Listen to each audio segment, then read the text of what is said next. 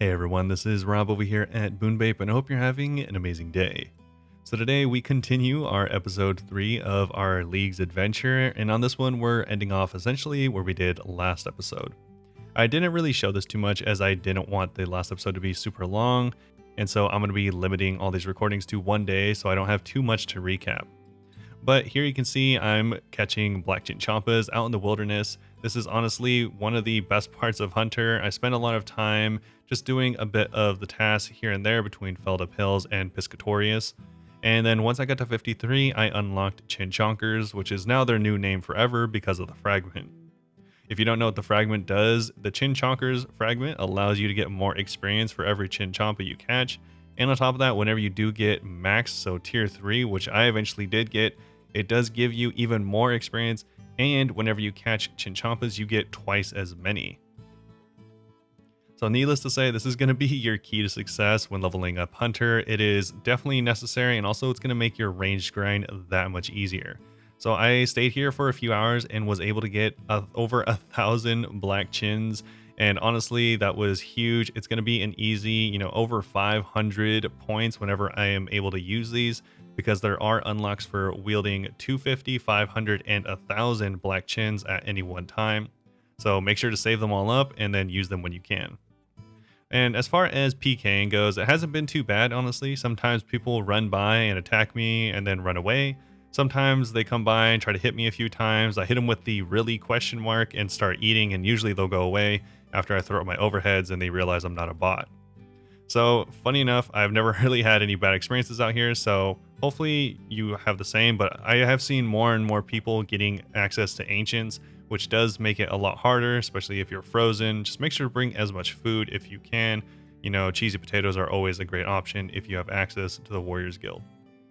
So overall, this was a great experience, and this is where I got my first 90. I actually got up to 92 just after I got my 1,000 or so Chinchampas, and that meant I can finish off a few more tasks that I've been meaning to do.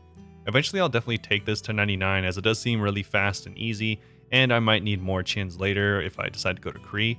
But to finish off a different task, I decided to head over to Puro, and let's see if I ended up getting lucky. Hey, there we go. I got the D-Imp, dude. I got the Dragon Imp. It took me like 7 worlds. I had to search through so many worlds to find one. It's actually pretty lucky. Oh, 3 amulets of glory. Oh my god. How lucky. I got I got glories on the first one. So there you have it. We did get a little bit of a spoon. It's always nice to have that happen every once in a while. So we got the Dragon Imp, which was a nice task. And on top of that, we got the literal only thing that we wanted from D-Imps on the first try. I wish I had that kind of luck on my regular GIM, but I'm not going to complain. That's a Dragon Glory, and that's going to be our best in slot for quite some time. It's going to help us out until we're able to get a Fury or even a Zenite. So after that, I went over here and decided to work on the next thing, which was going to be mining. I don't know why I picked mining. I kind of just want to eventually unlock all the skills, and it felt like a decent enough time. I don't know why, but I'm kind of slightly intimidated by Monkey Madness, but I don't really know why, honestly. So I'm probably going to be doing that really soon here.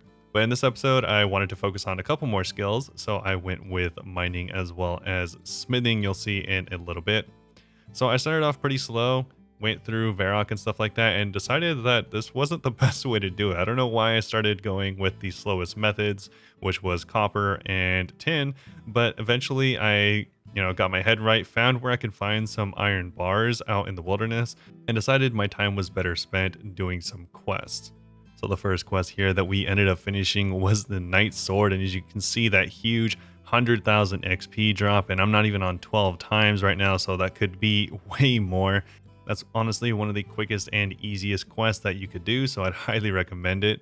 So to even that out, I ended up doing a couple of mining quests, the first being Doric's quest, just bring him a few things, and then also Plague City. What's nice about Plague City is you also get some credit towards Song of the Elves, so whenever you do decide to unlock it, if you are paying for it, then it's going to cost you just a few less reward points. Jumping over to the Motherlode mine, this is definitely not one of my favorite places, but we actually made such huge gains here. As you can see, I'm swapping out my fragments because I just got access to the Greedy Gatherer set. For anyone that doesn't know, Greedy Gatherer is on quite a few different fragments, and when combined, you actually get the ability to farm twice as fast. So whenever you're farming or getting things such as fish, woodcutting, mining, and even gathering herbs, you're going to be getting twice as many. That's actually insane. So you're also going to be getting the XP credit for it too. That, and I also ended up finding another rune while I was here that gives me the 4-piece. So it makes it so I'm not collecting twice as many, but 3 times as many items every time I do all of those activities. And on top of that, I combine that with an additional fragment that makes it so whenever I do mine things, there's a chance that I just automatically smelt it, which gives me the mining experience as well as the smelting experience, and I don't need the smelting level in order to even smelt it. So for instance, if I wanted to do rune, then I could get 3 rune bars without spending any of my hard-earned coal or mining coal or having to deal with the blast furnace, nothing like that. It is honestly one of the best fragments that I've found. This combination is crazy good, and I'm really excited to get to tier 5 now. So even though I was mining and seemingly making a lot of progress, I was really happy to get those fragments. But as far as tasks go, there really isn't that much. I want to at least get whatever points I spend on a skill back before I move on to the next one, just so that I have enough points, because I am going to be spending quite a few whenever I unlock ranged as well as monkey madness too. So I really wanted to make the most out of whatever I had here from mining and smithing.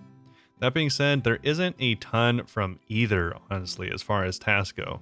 So I wanted to get as many mithril and adamant bars as I possibly could, just so that I can get the task for making a ton of mithril darts and adamant darts, because that is honestly going to be a huge XP boost to my smithing.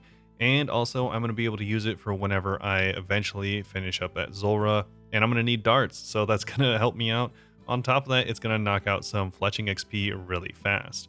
So I am really trying to maximize the stuff that I'm doing here, and I even finished the day off with just a couple more tasks. So as far as this episode, that's going to be about it. A little bit of a shorter session, but I do have a lot of preparations and plans in the work. So hopefully there's going to be a lot more progress on the account really soon.